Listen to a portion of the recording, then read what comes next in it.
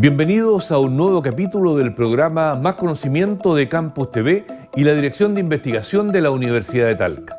En esta novena temporada del programa estamos conversando con académicos y académicas de la universidad que son investigadoras e investigadores. En este capítulo vamos a conversar con el profesor Eduardo Fuentes y la profesora Valesca Gatica de la Facultad de Ciencias de la Salud. Con el profesor Eduardo Fuentes vamos a conversar sobre factores de riesgo cardiovascular y con la profesora Valesca Gatica hablaremos de telerehabilitación. Acompáñenos a Más Conocimiento.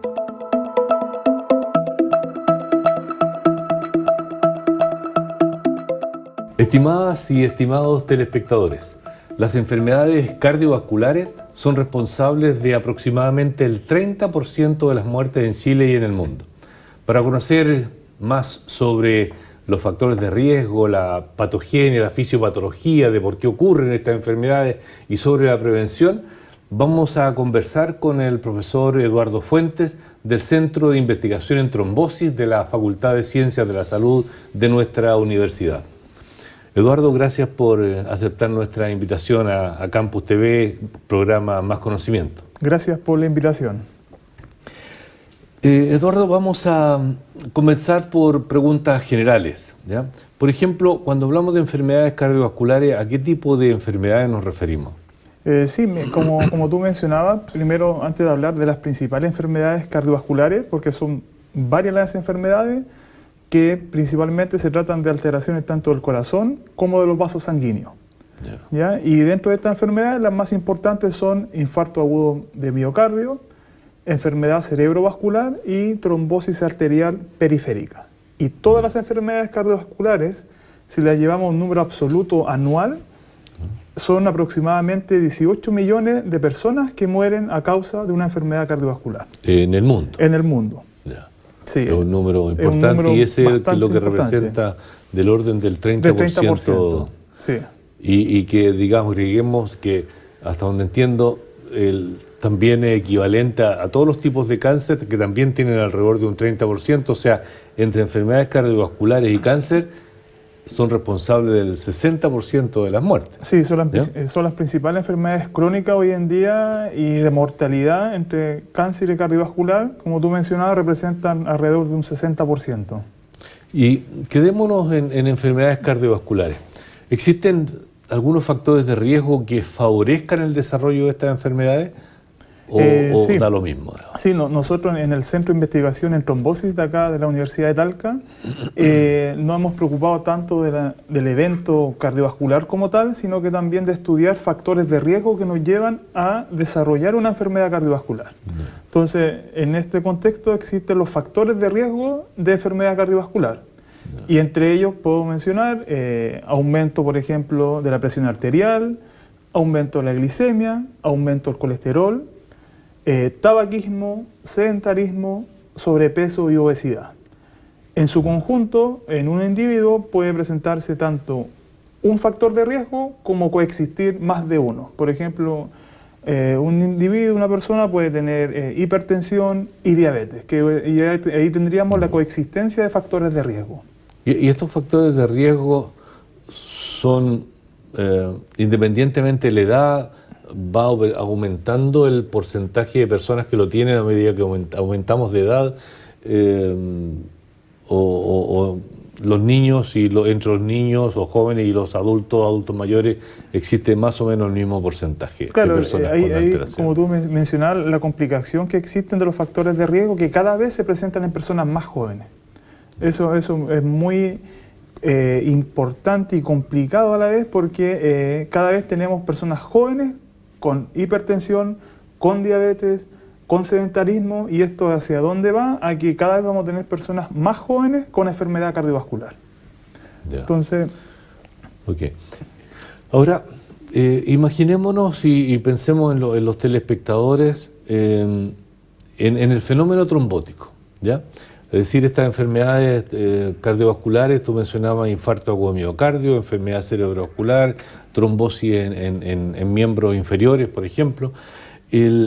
Una trombosis, ¿cómo ocurre? ¿Qué elementos participan allí? Primero, o sea, lo importante es dar a conocer a la comunidad que estos factores de riesgo que nosotros mencionábamos comienzan a generar un daño al interior de nuestros vasos sanguíneos. O sea, no lo ven, pero nosotros en el Centro de Investigación en Trombosis tenemos la posibilidad de estudiar qué es lo que ocurre al interior de un vaso sanguíneo. Entonces, lo que nosotros hemos visto es que esta acumulación de factores de riesgo comienzan a dañar el interior del vaso sanguíneo. ¿Cómo comienzan a dañar? Aquí, bueno, participan diferentes componentes, células, que se van dañando al interior del vaso sanguíneo, por ejemplo, endotelio, por ejemplo, otras células como plaquetas, se comienzan a alterar, se comienzan a activar y además la acumulación de colesterol, de grasa, al interior de los vasos sanguíneos comienza finalmente a ocluir el vaso sanguíneo. ¿Qué significa esto? Que en un vaso sanguíneo normal la sangre circula a un flujo normal, pero una persona con factores de riesgo, con acumulación de grasa, la sangre comienza a circular más lento, hasta que en un momento se ocluye y ya la sangre no puede continuar su paso. Y ahí, por ejemplo, tenemos un infarto agudo de miocardio. Tú nombraste plaquetas. Sí. ¿Ya? Hasta donde sé, y permíteme una breve introducción a la pregunta, hasta donde sé, en la sangre que contiene plasma, con mucha agua en su interior en el plasma, y muchas proteínas, por cierto, y además 3 tipos de células: glóbulos rojos, glóbulos blancos y plaquetas. Centrémonos brevemente en las plaquetas, que son un elemento que nombraste, que participan en la trombosis. ¿Qué son? ¿Qué tamaño tienen comparado con un glóbulo rojo, por ejemplo? Como uno puede obtener, todos hemos tomado una muestra de sangre y en el interior de esta muestra de sangre encontramos las plaquetas, y básicamente las plaquetas son estas células responsables de evitar que ante un daño, por ejemplo, nos realizamos un corte y a los minutos, al inicio empezamos a sangrar y luego se detiene a los minutos. Entonces las plaquetas son las responsables de impedir pérdida de sangre. ¿Ya? Ellas son células que trabajan en conjunto, tenemos muchas plaquetas y estas plaquetas se van adhiriendo, se van uniendo para generar un tapón plaquetario. Y las plaquetas son muy pequeñas, alrededor de 3 micras. Esa es su función normal. Sin embargo, comparativamente, ¿sí? Para que la gente ubica más a sangre glóbulos rojos. Claro. ¿Ya? Comparativamente con un glóbulo rojo, la plaqueta es más grande, más chica. Es más pequeña. Más pequeña, alrededor de un tercio prácticamente de una plaqueta. Una plaqueta con respecto a un glóbulo rojo es un tercio aproximadamente más pequeña. Ya. ¿Y dónde se forman estas células? ¿Se forman en la propia sangre? ¿Salen del hígado? ¿Salen de otro lado? No, básicamente estas plaquetas, bueno, en médula ósea se generan. Primero se genera una célula previa a la plaqueta, que es una célula más grande, inmadura, que esta célula grande, megacariocito, va extendiendo su citoplasma, es como va extendiendo sus brazos, y el flujo sanguíneo va cortando el citoplasma y se van generando las plaquetas, y van entrando a circulación. Y, bueno, una característica también importante de las plaquetas es que tienen una vida media corta. ¿Qué quiere decir esto? Para que nos entiendan, duran muy poco, aproximadamente 7 días, 10 días es la vida que tiene una plaqueta. Entonces, circulando. Entonces, nuestro organismo, la médula ósea, se tiene que estar generando constantemente plaquetas para mantener las plaquetas en un rango normal. Y lo último sobre plaquetas. Dentro de estas 3 células que nombrábamos, glóbulos blancos, glóbulos rojos y plaquetas, algunas de ellas ¿tienen núcleo, otras no tienen? ¿Cuál es la situación de estas 3 células? Sí, la característica principal que tienen las plaquetas, a diferencia de los glóbulos rojos y de los leucocitos, es que las plaquetas no tienen núcleo. Ya son células anucleadas, y otra característica que tienen las plaquetas es que se activan rápidamente. Ante un daño, una pérdida de sangre, las plaquetas rápidamente se activan y evitan la pérdida de sangre.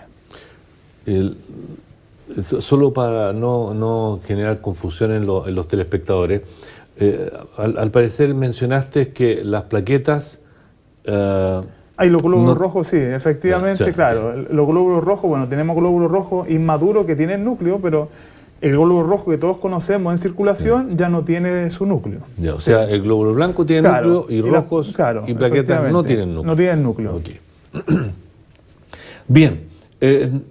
He preguntado sobre plaquetas porque entiendo que el Centro de Investigación en Trombosis se dedica bastante a estudiar las plaquetas. Vamos al Centro de Investigación en Trombosis donde tú trabajas, eres director alterno. En el último tiempo se han adjudicado proyectos, lo cual tengo entendido, y por lo cual todo esto es una muy buena noticia para el centro, para los investigadores y para la universidad. Hay tres ámbitos que tengo aquí registrados. Por una parte, un proyecto Fóndesi asociado a compuestos de síntesis y su efecto sobre plaquetas, mitocondrias de plaquetas. Sí.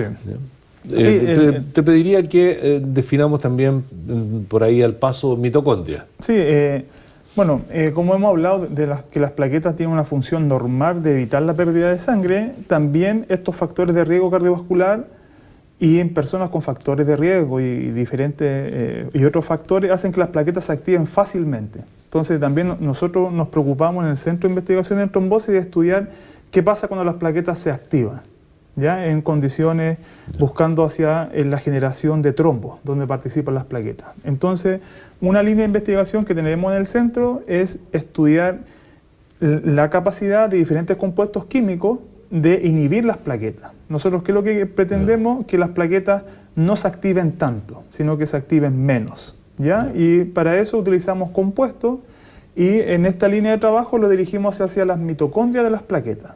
¿Por qué? Bueno, las mitocondrias, a modo general, son las responsables de generar energía, ¿ya? Generar ATP, que es la energía que necesitan las plaquetas para activarse.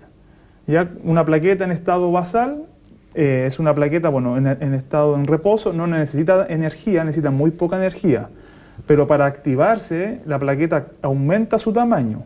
Entonces, para aumentar su tamaño, necesita energía que viene de la mitocondria. Entonces, nosotros estamos dirigiendo compuestos hacia la mitocondria de la plaqueta para que se inhiba y no se active tanto. Ese es el objetivo de esa línea de trabajo. En un futuro, existen fármacos antiplaquetarios. Para poner un ejemplo más clásico, la aspirina, claro, que tiene una función específica sobre una enzima de la plaqueta, ¿verdad? En este caso, estos compuestos o algunos de estos compuestos de síntesis que ustedes están estudiando asociados a plaquetas, en la mitocondria de la plaqueta, ¿podría tener una proyección hacia un eventual fármaco? Bueno, es el objetivo a futuro, es que nosotros trabajamos con una gran cantidad de compuestos y la idea es ir filtrando cuáles son los compuestos más activos, cuáles tienen menos efectos adversos, por ejemplo, cuáles generan sangrado, porque es unas complicaciones de la aspirina. Tiene la capacidad de inhibir las plaquetas, pero también tiene riesgo de sangrado. Entonces nosotros estamos transitando en este equilibrio de ir identificando compuestos que inhiban las plaquetas, pero que a su vez no tengan un riesgo de sangrado. Entonces el objetivo es ir filtrando hasta obtener un compuesto y pasar a un siguiente nivel, por ejemplo, a modelo animal, para continuar estudios más profundos hasta poder llegar a un compuesto candidato a fármaco. Interesante. Ojalá tengan suerte ahí. Muchas gracias. El otro proyecto que entiendo se está desarrollando en el Centro de Investigación en Trombosis en asociación con el Centro de Estudio de Alimentos Procesados CEAP es uno que tiene que ver con el poroto, un producto como muy chileno.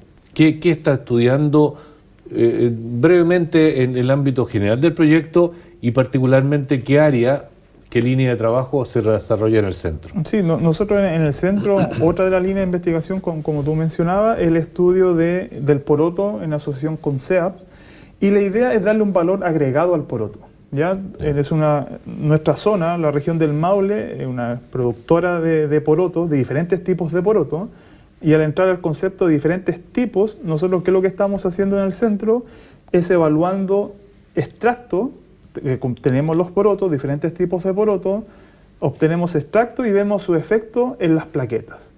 Eso es lo que estamos viendo, y también vamos a ver luego efecto en trombosis, y luego también queremos realizar un estudio clínico con porotos para ver qué tipo de poroto tiene más actividad cardioprotectora. Ese es el resultado final que nosotros esperamos en los próximos años. A propósito de esto, ¿es primera vez o ya han estudiado otros frutos o vegetales en el cual han encontrado moléculas que tienen efectos protectores. Claro, el poroto es uno más que se suma a una larga lista de antecedentes que nosotros tenemos y de estudios evaluando, por ejemplo, extractos de tomate, de frutilla, y no solo acá en Chile. Maqui entiendo que también Maqui también, claro, ya. efectivamente también Maqui son los tres principales que hemos estudiado, pero también en colaboración con investigadores de otros países. También eso es importante, creo que es mencionar que la investigación que nosotros hacemos también colabora investigadores nacionales como también internacionales. Y en ese sentido... ¿Y qué ventaja a propósito tiene de buscar colaboraciones? O sea, sin duda que la colaboración internacional eleva el conocimiento, eleva la capacidad de generar diferentes tipos de experimentos, compartir información y también compartir, por ejemplo, frutos. Hemos evaluado frutos de Argentina, de Brasil, de Costa Rica, de México, de España. Es decir, nosotros evaluamos productos locales con actividad cardioprotectora, sino que también productos de otros países.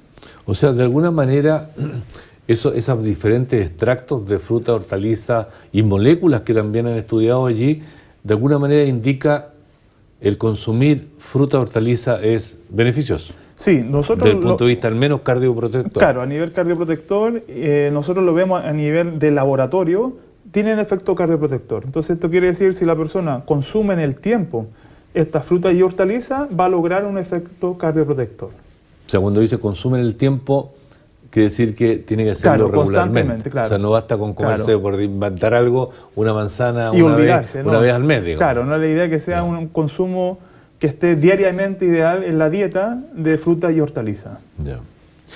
Otro proyecto del que se realiza en el Centro de Investigación en Trombosis, hasta donde entiendo, es un proyecto Fondesit que tiene que ver con la fragilidad en personas mayores, es decir, sobre 60, 65 años, dependiendo de la definición, y una asociación con enfermedades cardiovasculares. ¿Qué hay de eso? Sí, aquí hay un tema muy importante que, además de factores de riesgo que llevan a enfermedad cardiovascular y que se presenta en jóvenes, ahí tenemos una línea. Otra línea que lleva a enfermedad cardiovascular es el envejecimiento de la población. Ahí, como tú bien mencionabas, ya está muy claro que la población está envejeciendo. ¿Ya? Tenemos más personas mayores y, de acuerdo a un censo 2017, alrededor del 16% de las personas sobre 60, alrededor del 16% de la población, 16% de la población son personas mayores de 60 años. Yeah. Y esto lleva a un aumento de personas mayores. Y dentro de estas personas mayores, nosotros hemos estudiado primero a través de un programa de envejecimiento saludable, hemos estudiado el síndrome de fragilidad, que es una pérdida de la funcionalidad, un deterioro de la funcionalidad en la persona mayor. ¿Qué quiere decir esto? Tenemos personas mayores frágiles y no frágiles. Nosotros determinamos que en la región del Maule aproximadamente el 20% son personas mayores frágiles. ¿Qué quiere decir esto? Que estas personas tienen un mayor riesgo de enfermedad, de hospitalización, de caídas, incluso de mortalidad. Entonces, en el contexto de síndrome de fragilidad, nosotros actualmente participamos de un centro interuniversitario de envejecimiento saludable, en donde participan 17 universidades estatales, prácticamente tenemos representación de todo el país, y lo que nosotros esperamos como integrantes de este centro es seguir avanzando en el conocimiento del síndrome de fragilidad y de otros factores asociados al envejecimiento. ¿Existe, a propósito de fragilidad, porque hay un 20% de la población local y entiendo que en el mundo se mueve entre el 10 y el 20%, dependiendo de si están más desarrollados o menos desarrollados los países? O sea, significa en número absoluto un número importante de personas mayores, ¿ya? Este síndrome de fragilidad, ¿ustedes lo miden de alguna manera? ¿Algunos criterios? Por lo menos algunos. ¿Qué cosas les miden? Sí, nosotros hemos adaptado escalas internacionales, por eso es muy importante la colaboración internacional. Nosotros hemos aplicado una escala que se usa en Estados Unidos y otra escala europea, y esta escala básicamente miden algunas características como cuánto se demora la persona mayor en caminar 3 metros, por ejemplo. Se mide el tiempo, también se considera el índice de masa corporal, también se considera la fuerza que tiene la persona mayor, ¿sí? A través de un dinamómetro. También se realizan preguntas y todo esto nos lleva a un puntaje. Yeah. Y en base a ese puntaje se determina si esa persona es frágil, prefrágil, que tiene riesgo de fragilidad, y ahí es donde debemos apuntar también, y personas que son robustas, que son no frágiles. ¿Y el prefrágil o el frágil puede todavía moverse hacia el prefrágil al no frágil, el frágil al prefrágil, es decir, no avanzar hacia porque después de la fragilidad viene la dependencia ya, claro, ¿verdad? Claro. Para evitar el pasar a la dependencia del adulto mayor, en el adulto mayor, ¿qué tipo de actividades serían adecuadas para los adultos mayores? Sí, ahí como tú muy bien mencionabas, la fragilidad es la puerta de entrada a la pérdida de la autovalencia. Yeah. Entonces, la idea es tener este puntaje de fragilidad, aplicar la escala de fragilidad y poder ayudar a esas personas frágiles a llevar de mejor forma su vida, de no acelerar que lleguen a una enfermedad o a una hospitalización, y a las personas prefrágiles tratar que vuelvan a un estado no frágil, robusto. Y en esas personas, ¿qué recomendaciones en general se le podrían hacer? Por ejemplo, ¿qué tiene que ver la dieta, qué tiene la actividad física? Sí, aquí algo muy importante, o sea, tanto factores de riesgo como fragilidad, existen criterios generales y muy importantes como actividad física constante y alimentación saludable. Y también no fumar. Esa triada es clave y ya está demostrado que previene factores de riesgo, previene fragilidad, previene enfermedad cardiovascular. Entonces, el llamado es a consumir frutas y hortalizas diariamente, actividad física regular y no fumar. O sea, con eso está diciendo que esos son aspectos beneficiosos, sí, y que van a permitir un envejecimiento saludable, ¿verdad? Pero eso es, me gustaría que se lo comentara a los telespectadores. ¿Eso es solamente para las personas mayores o sería mejor que partiéramos antes con eso? O sea, lo ideal es que desde una etapa temprana comencemos con la alimentación saludable y la actividad física. La idea es no llegar a una edad avanzada en donde sí tiene un efecto protector, pero ya tenemos ciertos factores de riesgo podríamos tener en estas personas, sino que lo ideal es comenzar desde jóvenes a tener una cultura de alimentación saludable, actividad física. Ya. Profesor Fuentes, Eduardo, gracias por haber conversado con nosotros en el programa Más Conocimiento. Gracias a ustedes, muchas gracias. Estimados telespectadores, con el profesor Eduardo Fuentes del Centro de Investigación en Trombosis de la Facultad de Ciencias de la Salud hemos conversado sobre enfermedades cardiovasculares, sobre fragilidad de las personas mayores, sobre cómo prevenir, cómo ocurren esas enfermedades cardiovasculares. En un próximo bloque vamos a conversar con la profesora Valesca Gatica, también de la Facultad de Ciencias de la Salud. Espérennos, ya volvemos.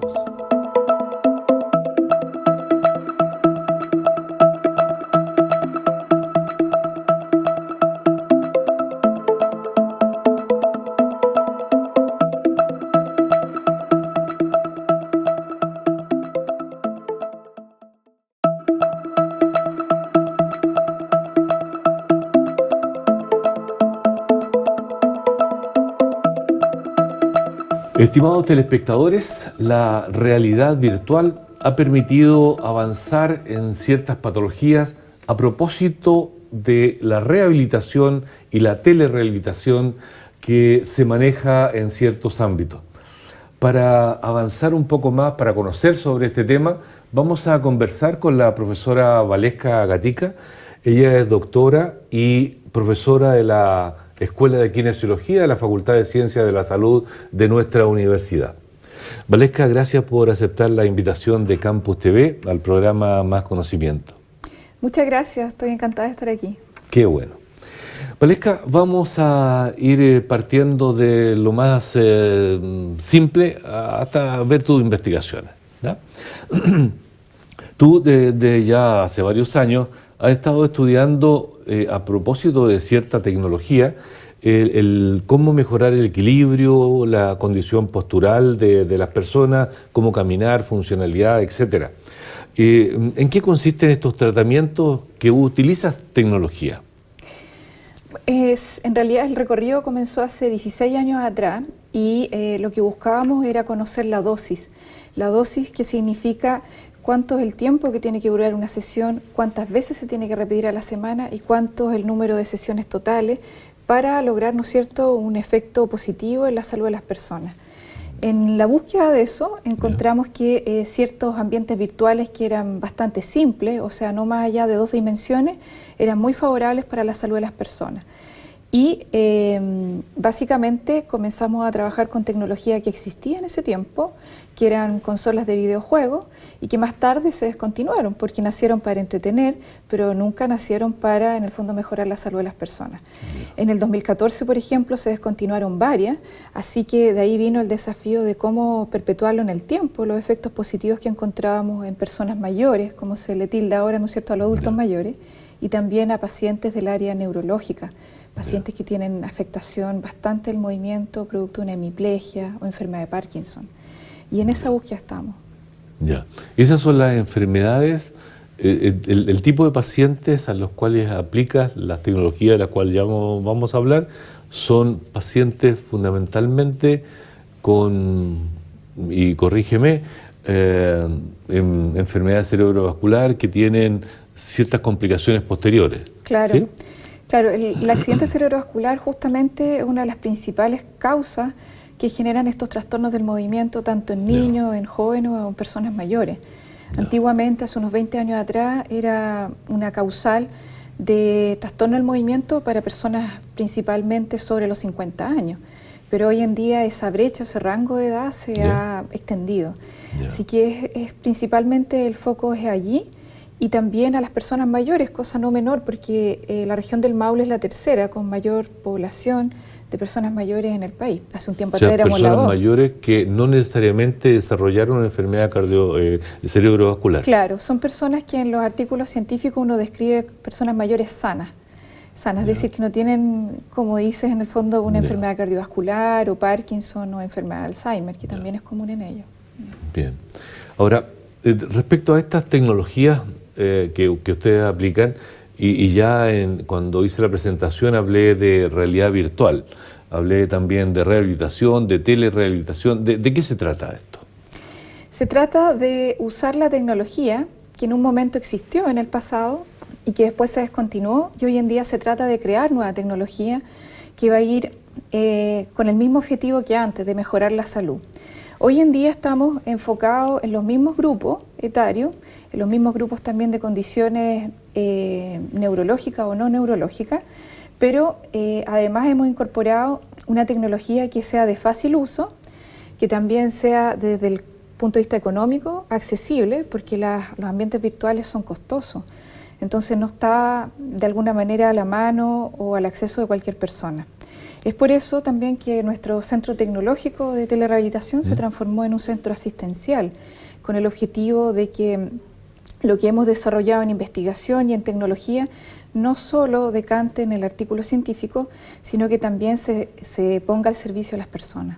Es decir, la persona con alguna de estas patologías que han nombrado viene al centro tecnológico y allí le realizan una cierta cantidad de sesiones, no sé, semanales o más distantes. Atendemos a público en general de Talca principalmente, de la región del Maule, y a través de nuestro software ETI de telerehabilitación que nosotros desarrollamos, podemos atender a gente absolutamente de forma remota. Atienden en forma remota. Eso significa que la persona tiene que tener allá algún implemento, o solo a través de, voy a inventar, un computador. Un computador sería lo ideal, pero nos hemos encontrado de que a veces es difícil tener un computador en todas las casas, sobre todo las personas mayores, así que lo hacemos desde el celular. ¿Celular? Desde el celular. Sí, el software ETI se conecta con el celular y ahí puede ser de distintas formas, una con el software ETI o simplemente a través de una videollamada. Pero ahora justamente estamos desarrollando una tecnología que es un software, una app, que se va a llamar Smart Mesh, y que va con un prototipo tecnológico que está ya a punto de patentarse. Estamos muy cerquita de eso. y es una aplicación que está hecha para adultos mayores. Es un diseño ideal para ello. Hay que recordar que los adultos mayores o las personas mayores de nuestro país y de América Latina, cuando eran jóvenes, no había tecnología. Nosotros, cuando seamos personas mayores, mi hijo, él va a contar con tecnología, entonces la va a manejar muy bien. Entonces puede ser un estrés extra para las personas mayores incorporarle otras tecnologías, otras aplicaciones. Sí. Por eso que el celular en estos momentos ha servido mucho y la tecnología de ahora que estamos desarrollando, SmartMesh, es una aplicación para personas mayores, para que ellos se familiaricen, para que ellos las utilicen, para que puedan monitorear ellos mismos, su familia y las personas del área de la salud también. Y es un poco paréntesis respecto a la pauta que tengo.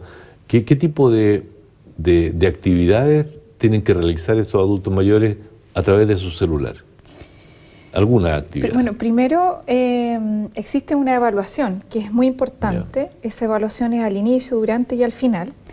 Y en segundo término, las actividades que ellos hacen son ejercicios físicos, que es una rehabilitación física estándar o habitual, que la dirige acá el profesional de la salud, el kinesiólogo o kinesióloga, lo dirige desde una pantalla hasta la pantalla de la persona mayor. Ese es por una parte. También tenemos... ¿Son sesiones de qué largo de tiempo? No más de 30 minutos. 30 minutos. Sí, 30 minutos, no más de 30 minutos. Y además lo que tenemos es que es la versión de una terapia a distancia, que es la terapia VER, que también la pueden ellos realizar en casa. También la pueden realizar perfectamente en casa a través de su celular. ¿Y cuáles han sido los resultados que has visto en los pacientes? No sé si está cuantificado o por lo menos cuál es la observación, la percepción que has tenido. Bueno, nosotros de los pacientes hemos aprendido mucho porque siempre cuando toda la tecnología que hemos desarrollado, nuestras formas de hacer terapia, están respaldadas científicamente con nuestros proyectos y los ensayos clínicos, que al margen de publicarlos en artículos científicos, en revistas de habla inglesa, de corriente principal, también están inscritos internacionalmente. Y esa es una parte. Y hay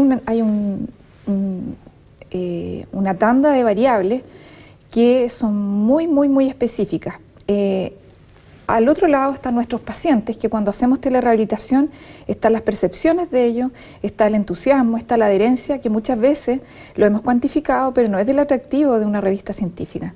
Entonces hemos percibido que a ellos les gusta mucho, que ellos también, lo que ha pasado con la telerehabilitación, sobre todo en tiempos de pandemia, a diferencia de antes de la pandemia, de que el adulto mayor o la persona mayor se hace parte del tratamiento, se siente parte del tratamiento, hay un mayor compromiso. Él siente que lo que hace en su casa es parte del efecto positivo que él tiene. Entonces, cuando está la conexión, se inicia la forma terapéutica, la persona mayor va adaptando partes de su casa con formas muy simples, con sillones, con sillas, con mesas. Entonces se va adecuando, pero por sobremanera hay un mayor compromiso, diría yo, que antes de la pandemia cuando venía presencial. Pero cuando viene presencial, él espera que lo atiendan, lo guían, pero él ahora se siente parte. Entonces eso de alguna manera es un valor agregado importante que a veces uno no lo puede inscribir en un artículo científico. Claro, pero esas... A ver, voy a poner un ejemplo porque me gustaría saber exactamente qué ocurre con estos pacientes. La verdad es que ayer en una conversación estaba conversando con una nutrióloga, ¿ya? Y decía que notaba efectos positivos y tenía algunos pacientes que eran sus pacientes top, en que partían de un cierto peso, no voy a dar ninguno, y la disminución era significativa después de algunos meses, ¿ya? Y estaban entusiasmados esos pacientes porque el principal indicador era, en este caso hay varios, pero ahí él disminuía el peso.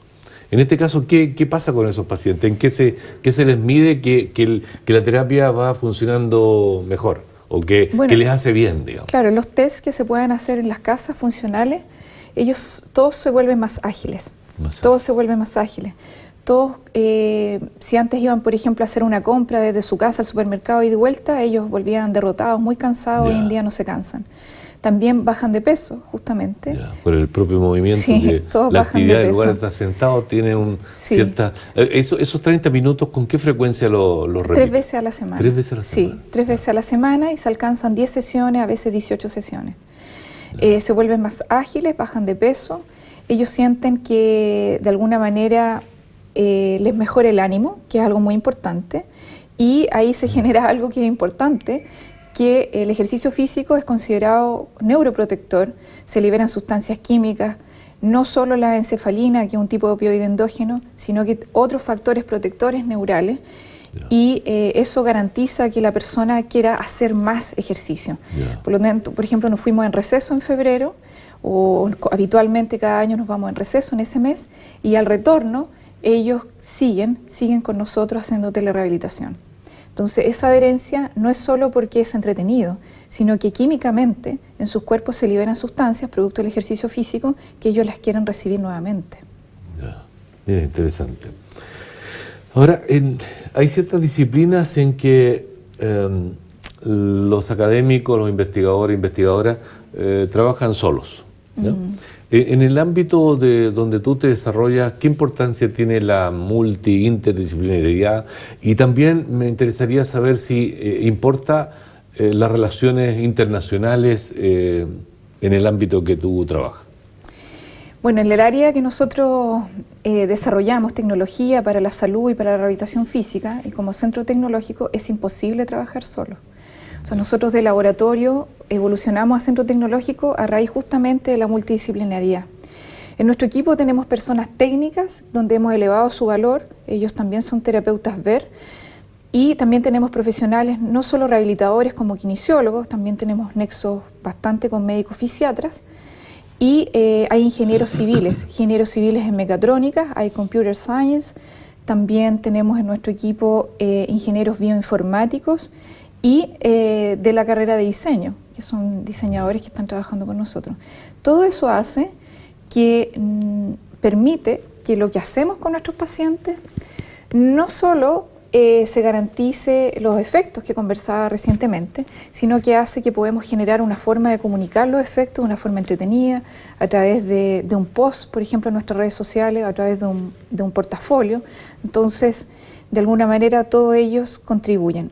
Los ingenieros contribuyen a desarrollar nuestros software y nuestros prototipos tecnológicos que ya los producimos hace 3 años. Ya. Eso es, estas personas que no son kinesiólogas, ingenieros, diseñadores, etcétera, forman parte de... ¿Hay académicos o son alumnos en práctica o son profesionales contratados por un proyecto? ¿Cuál es la dinámica ahí? Es que son situaciones un tanto distintas. Interesante. Agradezco la pregunta.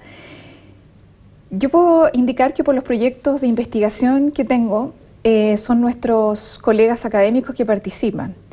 Sin embargo, el mayor entusiasmo, el mayor interés, sin desconocer el de mis colegas, viene muchas veces de los estudiantes que están en sus últimos años de formación. Ellos son los que nos han golpeado la puerta, en donde nuestro quehacer no está instalado, por ejemplo, en el currículum de ellos, no estamos instalados en la malla de ingeniería civil en mecatrónica. Y hace un tiempo atrás llegué a hacer clase justamente a esa carrera porque hubieron 2 estudiantes que golpearon nuestra puerta y hasta el día de hoy siguen trabajando con nosotros. En el caso de los estudiantes de 5º año de varias áreas de nuestra universidad, como diseño y alguna ingeniería, desarrollan las prácticas, su última etapa, su práctica profesional con nosotros. Entonces es una forma de poner nuestro conocimiento como centro tecnológico de una forma distinta. En el pregrado, sin duda, hay que formar, robustecer las competencias y las capacidades de los estudiantes. En el posgrado es otra cosa, es algo mucho más fino. Y en el caso de formar a una persona que está en su carrera, en su práctica profesional, es instalar más bien características y competencias del hacer, y que obviamente del hacer las va a llevar finalmente a su carrera profesional después. Así que son distintos. Y esos que fueron, entiendo que fueron alumnos de ingeniería en mecatrónica y hoy seguramente ya son ingenieros en mecatrónica. Así es. ¿Los contratas con proyectos? Es un buen punto. ¿Por dónde? Porque todo esto requiere financiamiento. Así es. Un llamado también a los privados, por supuesto que somos un centro que ayuda mucho a la región del Maule. Atendemos de una forma sustentable, por supuesto, pero también tenemos mucha gente becada, es decir, que no puede costear nuestros tratamientos, que también están a un costo muy bajo para que toda la gente tenga acceso. Entonces, a la gente empresarial que nos esté escuchando, les pido que nos pueda apoyar de distintas formas, no solo en lo económico, sino que con cierto auspicio. ¿Cómo financiamos a las personas, a los ingenieros hoy en día? El equipo de trabajo. El CTTN es un centro sustentable que ha pasado, nacimos en plena crisis social, en plena crisis, y no conforme con eso, pues vino la pandemia y hemos seguido adelante, así que ha sido duro. Hemos pasado por esto que definen toda creación de empresa, por el Valle de la Muerte. Nos queda poco por salir de ello y nuestros prototipos se venden. Para hacer eso se creó una empresa tecnológica en donde tenemos algunos elementos que se van a licenciar con la universidad y otros son absolutamente nuevos, totalmente nuevos. Por lo tanto, lo que se vende allí es la forma de pagar los sueldos, ¿no es cierto?, de los ingenieros. Esa es la forma.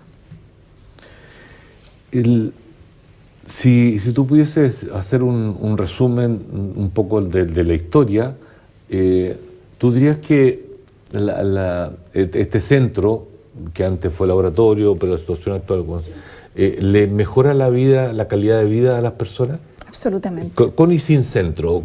Las personas que pasan, hay unos que pasan por el centro, porque imaginemos los dos grupos, casi un proyecto, dos grupos, con más o menos las mismas patologías, ¿ya? Y unos pasan con este tratamiento y otros no pasan con este tratamiento.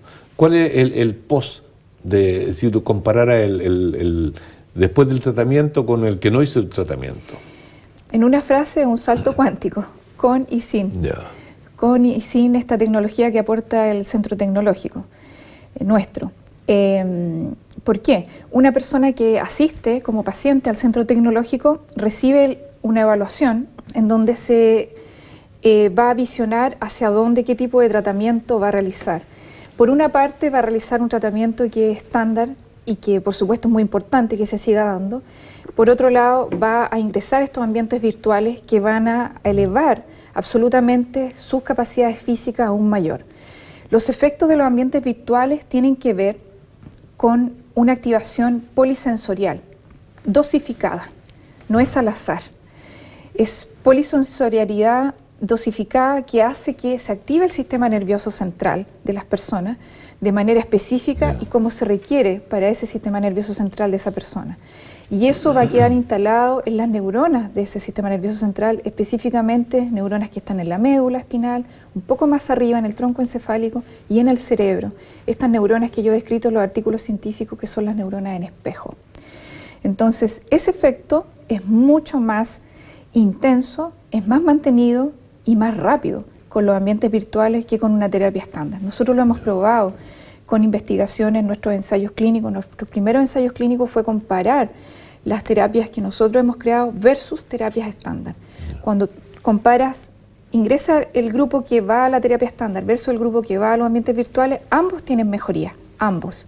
Pero en algún momento estadísticamente tienes que comparar para ver cuál que tuvo mayor efecto.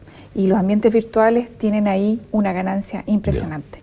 Sin centro no tendríamos un valor agregado. Con la terapia estándar solamente. Estándar. Y además es reforzado por la telerehabilitación. Bien, qué bueno. Me alegro que los resultados sean positivos. Ahora, si te proyectas a futuro, imagínate que están las condiciones, sigue el centro, hay financiamiento de privado o estatales con proyectos, etcétera. ¿Qué desearías? Un poco, ¿cuál podría ser el futuro? ¿Desarrollo de nuevo software, desarrollo de nuevo hardware? No sé, ¿cuál es el futuro ideal? Bueno, el futuro ideal, hay un antes y un después con la pandemia. La pandemia nos enseñó mucho a que podíamos trabajar a distancia y desde nuestras casas. Entonces, eso es algo que quiero destacar acá, que los software y los hardware los podemos producir desde nuestras casas, literalmente, ¿ya? Sin embargo, la pandemia, ojalá ya estamos cerca de una endemia, ¿no es cierto? Volvemos a la presencialidad y eso, lo que hemos creado, se pone al servicio de la gente. Y allí se generó algo, una necesidad, y esa necesidad es que quedamos cortos de espacios, quedamos chicos en infraestructura, en donde yo he hecho toda una interacción, todo un proceso para que respetemos los aforos, pero hemos quedado cortos. Por lo tanto, la tecnología, los prototipos se van a seguir produciendo, pero en el fondo la infraestructura hemos quedado pequeños. Así que los proyectos futuros, ya sea estatales o de privados, deben ir a que crezcamos físicamente, ya sea una extensión en un primer piso, hacer un segundo piso, para poder atender más gente, para poder poner la tecnología que nosotros tenemos al servicio, no solo del pregrado, del posgrado, sino que también de la gente. Bien, interesante proyección. Profesora, queremos agradecerle en nombre de Campus TV y el programa Más Conocimiento el hecho de que haya accedido a nuestra invitación. Muchas gracias, yo estoy encantada. Gracias. Estimados telespectadores, en este capítulo, en el primer bloque, conversamos con el profesor Eduardo Fuentes de la Facultad de Ciencias de la Salud sobre factores de riesgo cardiovascular y las investigaciones que él y su grupo están realizando. Y en este segundo bloque hemos conversado con la profesora Valesca Gatica, quien ha implementado la realidad virtual con telemedicina para pacientes que requieren de estos tratamientos. Gracias por acompañarnos y nos vemos en una próxima oportunidad en Más Conocimiento.